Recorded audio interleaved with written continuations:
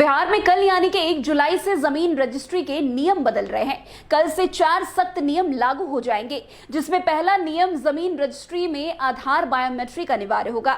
दूसरा नियम डिजिटल दस्तावेज अपलोड और तीसरा नियम ऑनलाइन भुगतान, डिजिटल रसीद। तो वहीं चौथा नियम डिजिटल रजिस्ट्री की कॉपी होगी। दरअसल बिहार सरकार ने जमीन की खरीद बिक्री में बढ़ते फर्जीवाड़े और भू माफियों की गतिविधियों पर नकेल कसने के लिए बड़ा कदम उठाया है। जुलाई 2025 से राज्य में संपत्ति की रजिस्ट्री प्रक्रिया के 4 कड़े प्रावधान लागू कर दिए जाएंगे।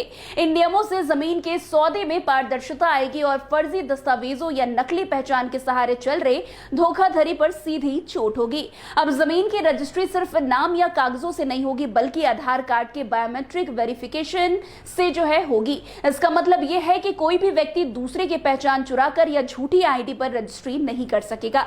यह प्रावधान फर्जी पहचान और बेनामी संपत्ति के खेल पर सीधा प्रहार करेगा। संपत्ति रजिस्ट्री के लिए अब सभी जरूरी दस्तावेज सरकारी पोर्टल पर अपलोड करना अनिवार्य कर दिया गया है।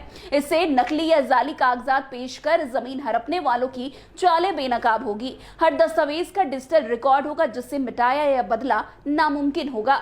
अब जमीन की रजिस्ट्री में नकद लेन देन की कोई जगह नहीं होगी। हर भुगतान डिजिटल माध्यम से होगी और जिसकी डिजिटल रसीद बनेगी, जो सरकारी सिस्टम में हमेशा सुरक्षित होगी। इससे काले धन के लेन देन पर भी बड़ी रोक लगेगी। वैसे रजिस्ट्री पूरी होते ही जमीन मालिक को उसकी डिजिटल कॉपी मिल जाएगी, जो पूरी तरह से वैधानिक होगी और कभी भी डाउनलोड की जा सकेगी।